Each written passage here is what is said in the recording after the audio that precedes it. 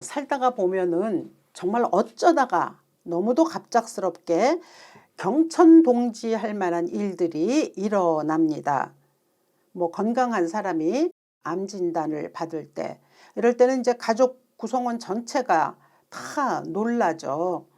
또한 전혀 생각지도 못했던 불행한 일들이 그냥 무조건 닥쳐올 때가 있습니다. 그럼 속수무책이 되어버리죠. 근데 이제 그럴 때 사람들의 반응은 뭐 조금씩 다 다를 것입니다만, 어떤 사람은 그 어려움에 빠져서 한동안 헤어나지 못하는 경우들도 많이 있습니다. 사실 우리가 살면서 되도록이면 이렇게 깜짝깜짝 놀랄 일들은 일어나지 않았으면 하지 않습니까? 그런데 이제 세상 일이 또 꼭 그렇지만은 않습니다. 이렇게 자꾸 놀라죠. 근데 이제 물론 성경에도 이렇게 깜짝깜짝 놀랄 일들의 기록이 참 많이 있습니다. 그런 각각의 성경에 들어있는 사건들 속에서 우리는 가르침을 얻을 수가 있고 또 배움을 받을 수가 있습니다. 오늘부터는 이제 특별히 누가복음을 본문으로 해서 이제 강해 설교를 매주 하려고 합니다. 근데 이 누가복음 속에도 사건은 많이 기록이 되어 있고 깜짝 놀랄 일들도 기록이 되어 있고 또 우리 마음을 따뜻하게 하는 감동적인 이야기들도 많이 들어 있습니다. 무엇보다 복음서는 우리에게 예수가 누구이신지를 가르쳐주는 그러한 말씀입니다. 그래서 우리는 그 말씀을 통해서 예수가 누구신지, 그리고 우리는 예수를 통해서 어떻게 삶의 지침을 얻어야 하는지를 배우게 되죠. 우리가 믿는 예수는 신화나 전설 속에 등장하는 그러한 인물 아닙니다. 역사 속에 오셔서 인간의 역사를 BC와 AD로 나눈 그러한 하나님이십니다. 그 누가는 자신이 경험한 이 사실 이야기를 바탕으로 해서 이 역사적인 관점에서 그 예수께서 오셔서 이 땅에서 행하신 일들이 어떻게 우리 모두에게 복음이 되는가라고 하는 것을 전하고자 하는 의도에서 이 글을 남겼습니다. 그런데 이제 이 복음서 기자들이 이 이야기를 전하는 전달 과정은 복음서 기자들의 성향에 따라 조금씩 다르고요. 그리고 또 그 이야기를 듣는 사람들이 누구냐, 그 대상이 누구냐에 따라서 또 좀 다르게 전해지고 그려지기도 합니다. 누가는 유대인이 아니었습니다. 그리고 그는 직업은 의사였고요. 교육을 굉장히 많이 받은 헬라어에 능통한 사람이 누가였습니다. 그리고 또 그의 글을 쭉 읽어보면 제가 서두에도 말씀드렸지만 그는 참 따뜻한 마음으로 약자, 병자, 소외된 사람들에 대한 관심이 많았었습니다. 어쩌면 의사였기 때문에 병자에 관해서도 관심이 있었을지 모르겠다 싶은 생각이 들었습니다. 그래서 이 누가복음서에는 다른 복음서에 없는 감동적인 이야기들이 많이 있습니다.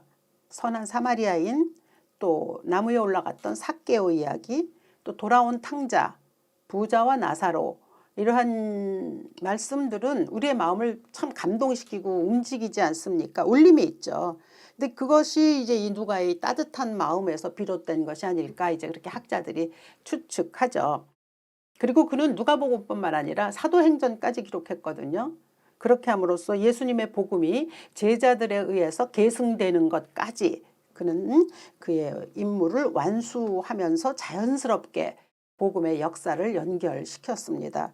무엇보다 이제 이 누가는 예수님의 탄생에 대해서 그리고 그 시기에 일어났던 일에 대해서 굉장히 소상하게 기록을 남겼습니다. 그러니까 누가복음에서 무려 80절에 이르는 글을 통해서 예수님의 탄생, 그리고 예수님의 탄생뿐만 아니라 그 앞에, 그러니까 예수님의 탄생보다는 엄격히 말하면 예수님의 잉태죠. 그리고 그 앞에 그 예수님의 앞서 하나님께서 보내셨던 사자였던 세례 요한의 잉태, 그러한 일들을, 과정들을 쭉 적어 놓았습니다. 우선 이제 이 세례 요한의 부모님에 대해서 잠깐 알아본다면 그의 부모는 사가랴 그리고 엘리사벳이었는데 마리아의 친족이라고 하죠. 근데 이제 사가랴는 제사장이었습니다. 그리고 이들은 이미 나이가 많이 들었던 자들이었는데 자식이 없었던 거죠. 그런데 어느 날 갑자기 천사가 다가와서 그들에게 자식이 있을 것을 계시합니다. 그리고 이름을 요한이라고 지으라고 말하면서 그 요한이 앞으로 해야 될 일들은 이러이러한 일이라고 하는 것까지 자세하게 그들에게 알려주었습니다. 그러니까 놀랄만한 일이죠. 그런데 사가랴가 믿지 않았습니다. 사실 그 당시에 자식이 없다는 건 엄청난 수치였기 때문에 사가랴와 엘리사벳은 엄청 많이 기도했을 것이 분명합니다. 그런데 이제 이렇게 나이가 들을 때까지 자식이 주어지지 않았으니까 어쩌면 포기했을지도 모르겠습니다. 그러니까 천사가 다가와서 자신에게 아이가 있을 것을 이야기했을 때 믿지 못하는 게 더 자연스러울 수도 있겠다 싶은 생각도 듭니다. 천사가 이렇게 말합니다. 보라, 이 일이 되는 날까지 내가 말 못하는 자가 되어 능히 말을 못하리니 이는 내가 내 말을 믿지 아니함이거니와 때가 이르면 내 말이 이루어지리라 하더라. 그러니까 천사가 아들이 있을 것을 얘기했는데 사가랴가 믿지 못했으니 너는 당분간 벙어리가 되어야 된다라고 하는 이제 꾸중과 더불어 이제 말하자면 벌이라고 할까요? 뭐 이런 일들이 일어난 거죠. 그러니까 하나님의 말씀을 믿지 못했다고 해서 잠깐 동안 벙어리가 됐거든요. 근데 이것은 아브라함을 자연스레 떠올리게 합니다. 아브라함과 사라 역시 나이가 들 때까지 자식이 없지 않았습니까? 물론 이제 이스마엘은 있었지만 하나님께서 약속하신 자식은 주어지지 않았고 굉장히 오랫동안 기다렸습니다. 그런데 이제 그들에게도 어느 날 갑자기 여호와의 사자가 나타나서 잉태 소식을 전하지 않습니까? 그때 아브라함과 사라도 믿지 않았습니다. 그런데 하나님은 그들을 꾸짖지는 않으셨습니다. 재미있는 농담처럼 주고받고 떠나시지 않았습니까? 그렇다면 사가랴와 엘리사벳 그리고 아브라함과 사라 이 부부 사이에 어떤 평가가 달랐기에 하나님의 반응이 조금씩 달랐을까 싶죠. 그러니까 아브라함이 이삭의 잉태를 들었을 때 그때는 아직 아브라함이 성숙하지 못했을 때입니다. 우리가 창세기를 자세히 읽어보면 아브라함이 나중에 이삭을 바치는 사건이 창세기 22장에서 나오는데 그때까지 꽤 오랜 시간 동안 하나님이 그를 훈련시키셨거든요. 그러니까 이 아들의 잉태 소식을 들었을 때는 아직 미처 아주 성숙한 단계에 이르지 못했습니다. 근데 반면에 이제 이 사가랴는 제사장이지 않습니까? 그러니까 제사장이라고 하면 마땅히 그가 가져야 할 어떤 믿음의 수준이랄까? 아니면 당연히 불가능이 없으신 하나님에게 대한 마땅한 믿음으로 주님 앞에 응답했어야 됨에도 불구하고 사가랴가 믿지 못했다는 거죠. 마땅히 그 각각 개개인이 가져야 할 신앙의 본분이 있고 그것은 사람마다 조금씩 다릅니다. 그 사람의 믿음이라고 하는 것이 극명하게 드러나는 순간은 죽음의 현장에서인 것 같습니다. 그러니까 평소에는 잘 모르겠어요. 굉장히 믿음이 좋은 것 같은데도 전혀 의외의 일들을 겪기 때문입니다. 제가 이제 목사기 때문에 수많은 임종을 겪었습니다. 근데 이제 그때 의외라고 늘 느낀 것이 있는데 그것은 참 평소에 이렇게 믿음이 좋았던 분들이 죽음을 대하는 태도가 분명하지 못한 모습이었습니다. 최소한 목사 또 장로 그리고 권사쯤 되면 다시 말해서 오랜 신앙의 연륜을 가진 사람이라면 천국에 대한 확신이 분명하게 있어야 합니다. 내가 지금 어디로 가고 있는지에 대한 분명한 선언이 있어야 하고 만약에 자식들이 나의 임종을 본다고 하면 자식들이 나를 따라 천국으로 갈 수 있도록 만들어줘야 하는 책임감이 우리에게 있어야 하죠. 그러니까 기쁨으로 이 세상을 떠날 수 있어야 되는데 의외로 생각보다 많지 않았다는 말씀을 전하는 게 굉장히 제 마음에 아프기도 합니다만 그렇습니다. 근데 평소에 제가 그 기복신앙을 가지고 있었던 권사님 한 분 계셨는데 그래서 제가 조금 이제 죄송한 말씀이지만 그분의 신앙의 그 모습 별로 마음에 들지 않았었어요. 근데 그분의 임종을 제가 해드렸거든요. 그런데 천국에 대한 분명한 소망으로 기쁘게 떠나시는 분이셨습니다. 제가 그때 그 모습을 보면서 그동안 수많은 믿음의 사람들을 보아왔던 것과는 좀 다른 경험을 해서 지금도 그분한테는 사실 죄송한 마음을 가지고 있습니다. 이 사가랴와 엘리사벳도 분명히 읽지 않았지만 6절에 써 있습니다. 이 두 사람이 하나님 앞에 의인이니 주의 모든 계명과 규례대로 흠이 없이 행하였더라. 그러니까 평소에는 아주 믿음 좋은 사람이라는 뜻 아니겠습니까? 그런데 정작 이 놀라운 일들 그렇게 좀 받아들이기 어려운 일들이 자기 앞에 벌어졌을 때 그걸 믿지 못했다는 거죠. 근데 사실 우리도 이런 일들은 좀 있습니다. 사가랴가 믿지 못했던 것이 아주 낯설지만은 않아요. 우리도 오래 기도하는 일들이 있지 않습니까? 근데 이제 이게 응답이 되지 않으면 어느 때인가 슬쩍 이제 놔버릴 때도 있습니다. 그리고 이제 우리 마음속에서 스스로 생각하죠. 이건 아닌가 봐라고 결정하기도 하죠. 그러다가 이제 이루어지잖아요. 그럼 그때 오히려 놀랄 때가 있어요. 이게 이루어지네? 이러면서 또 놀라기만 하면 그나마 다행인데 놀랄 뿐만 아니라 이제 이게 우연이 아니었을까라고 하는 의심으로 가기도 하고, 때로는 뭐 이것이 좋은 일, 아주 좋은 일로 이제 뭐 일어나게 될 경우에는 나 때문에 뭐 아니면 또 뭐 자식들에서 그런 예가 많이 있는데 우리들의 잘한 것으로 인해서 이 일이 성취된 것은 아닐까라고 하는, 그러니까 그 이 기도 응답의 결과를 우리 자신에게서 찾는 어리석음을 범할 때가 더러 있습니다. 그러니까 이런 걸 보면 제사장이나 그냥 뭐 우리 같은 보통 평신도들이나 뭐 크게 다르지 않다 뭐 이런 생각합니다. 예, 사실 그렇습니다. 목사라고 해서 또 아니면 직분 받은 사람이라고 해서 아니면 직분이 없는 사람이라 해서 다르지 않습니다. 똑같습니다. 그가 어떤 하나님과의 어떤 관계를 가지고 있느냐에 따라서 그것이 나타날 뿐이고 또 하나님께 인정받을 뿐이지, 사실은 죽을 때까지 사람은 잘 모른다는 그런 생각을 합니다. 그러니까 우리의 생각과 이상은 늘 사실 하늘에 있지 않습니까? 그런데 우리의 발이 이 땅에 붙이고 있기 때문에 자꾸 끌어당겨지는 이러한 일들이 있는 것이죠. 누가복음 전체를 보면 누가는 이 대조법을 참 많이 사용했습니다. 그러니까 누가의 특징이기도 하죠. 그러니까 이 본문에서 나타난 사가랴 그리고 마리아는 남성과 여성의 대조도 되고요. 그리고 제사장의 그 그룹, 그리고 또 그냥 정말 비천하고 천대받는 여성의 대조가 드러나기도 하죠. 그래서 이제 분명히 누가는 이것을 통해서 믿음의 사람들이 가져야 하는 어떤 태도에 대한 걸 가르쳐 주고자 하죠. 그러니까 이제 이렇게 엘리사벳과 사가랴에게 자식이 있을 것을 예언했었던 가브리엘 천사는 이제 이번에 6달쯤 지난 후에는 이번에는 마리아에게 다가갔습니다. 그리고 예수의 잉태를 계시했습니다. 이때 마리아는 10대 중반이라고 하죠. 뭐 초반이라는 말도 있습니다. 그러니까 지금 우리가 우리의 자식 중에 10대를 생각해 보십시오. 얼마나 철이 없는 나이입니까? 그런데 그때 더군다나 이제 그 2000여 년 전에는 여자는 사람으로도 취급받지 않았고 10대 소녀였거든요. 그리고 또 남자도 전혀 모르는 아이입니다. 그런데 그에게 가서 임신할 것이라고 얘기했다는 건 그 아이로서는 재앙입니다. 두려움을 넘어서는 거죠. 그런데 정말 희한한 것은 이 마리아가 조용히 되묻습니다. 34절에서 나는 남자를 알지 못하니 어찌 이 일이 있으리까 라는 거거든요. 그러니까 이런 점에서 보면은 여러모로 사가랴와 좀 비교가 됩니다. 사가랴는 자식이 생긴다는 소식을 들었는데도 불구하고 의심했거든요.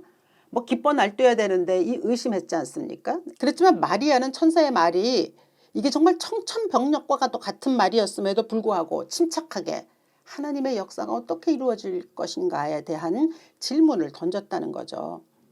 좋은 일에도 의심하는 사람이 있는가 하면 엄청나게 두려운 일에도 이 하나님의 신실하심을 믿고 하나님은 어떻게 하실 것인가 라고 하는 것에 대해서 조용히 물어보는 사람도 있다는 걸 오늘 본문을 통해서 발견합니다. 그렇게 마리아가 그렇게 나올 때 천사가 37절에서 대저 하나님의 모든 말씀은 능하지 못하심이 없느니라 라고 말하면서 그 마리아가 자기 앞에 지금 놓인 현실이 엄청나고 기가 막힌 거 아니에요? 그런데 그 현실 너머에 하나님의 세계에 집중하는 마리아를 향하여서 엄청난 용기를 줍니다. 대저 하나님의 말씀은 능하지 못하심이 없느니라, 불가능이 없다는 것을 전하거든요.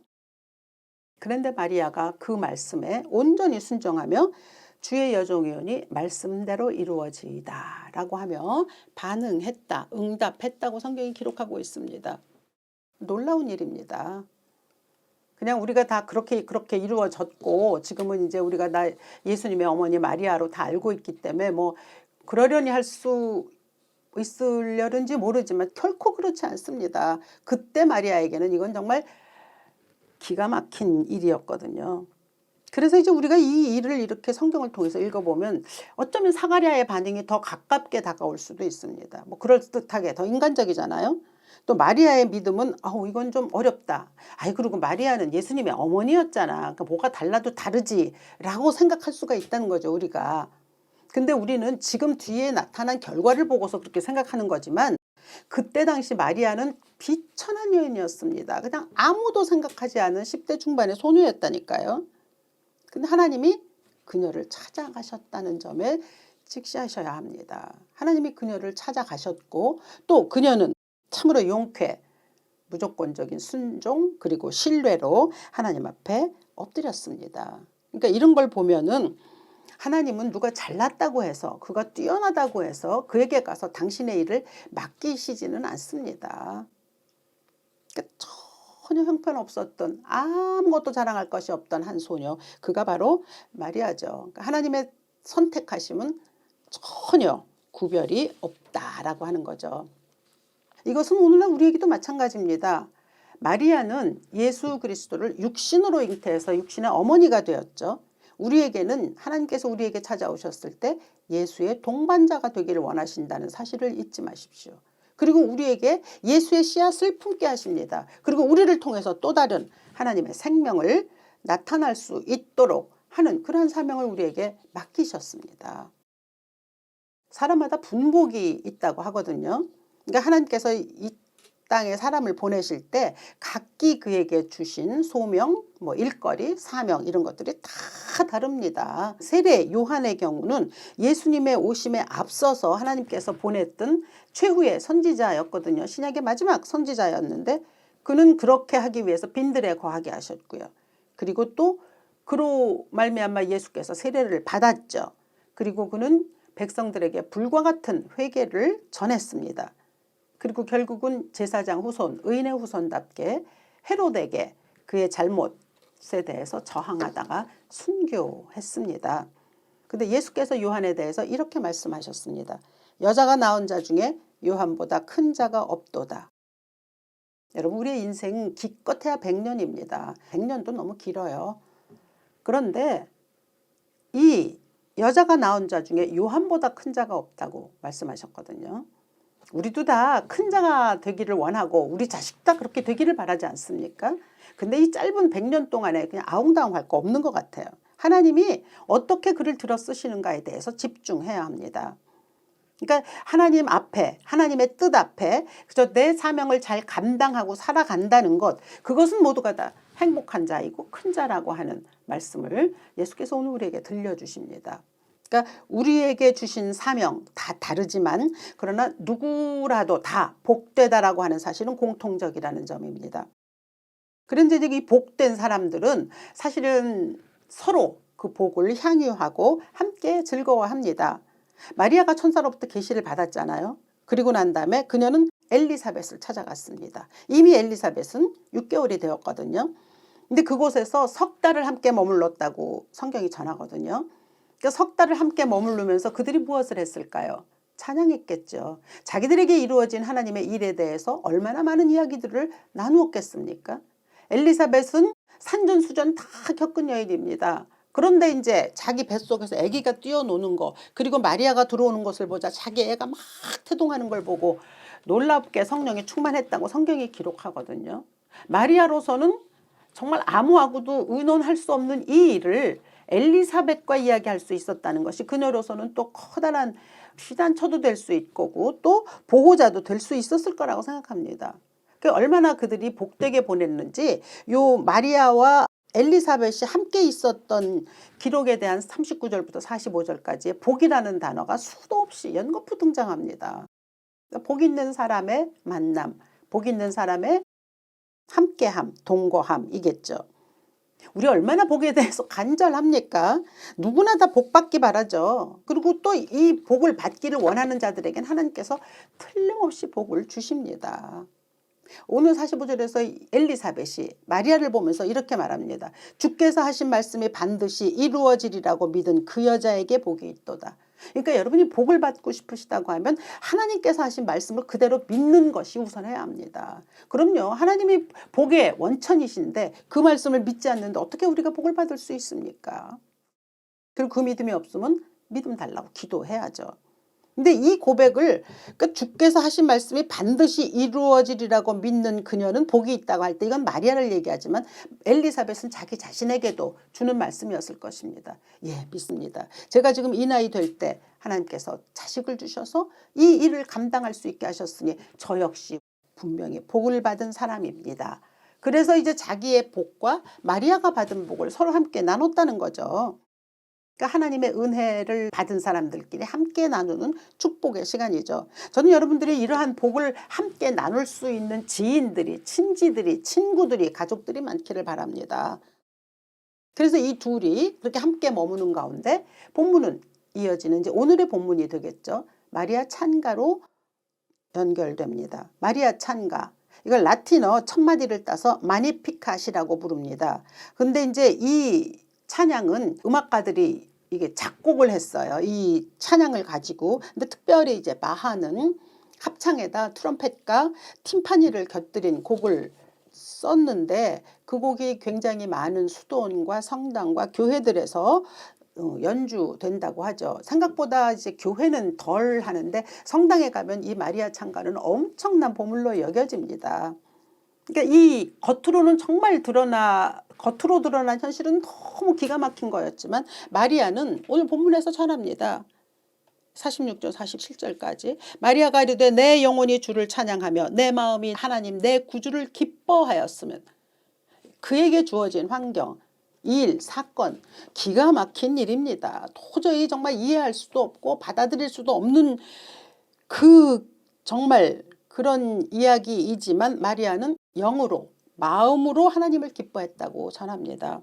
그러니까 우리가 배울 수 있는 건 사람은 육신의 눈으로는 이해할 수 없는 일들 앞에서 그냥 그걸 육신의 눈으로 이해하려고 하든가 아니면 우리가 가지고 있는 성정과 우리의 경험으로 어떻게든 이거를 해결해 보려고 하는 거 사실 크게 도움이 되지 않습니다. 그리고 또 사실 우리가 당하는 일들 아까 제가 처음에 말씀드렸던 그 깜짝깜짝 놀랄 만한 일들은 육신 눈으로 봤을 땐 기가 막힌 일들이거든요.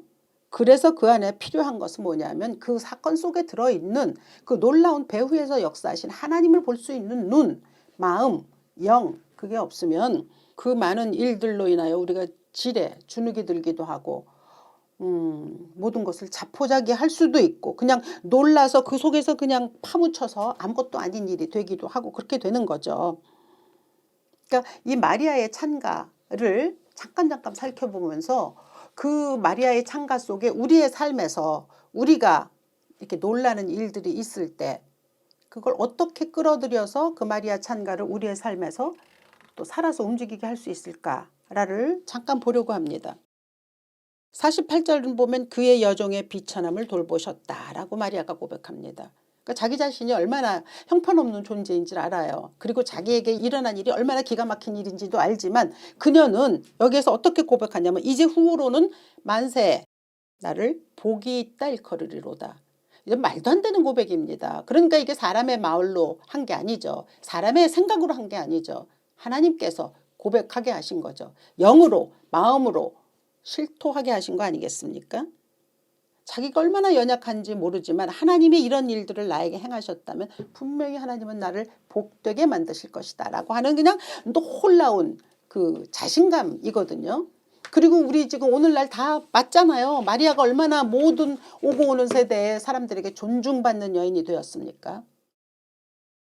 그러니까 우리가 나눌 수 있는 건 우리가 만약에 내 자신이 비천하게 되는 경우가 있더라도 그러더라도 우리는 부디 나를 통해 하나님의 하실 일을 바라볼 수 있는 눈으로 방향을 돌리실 수 있기를 바랍니다.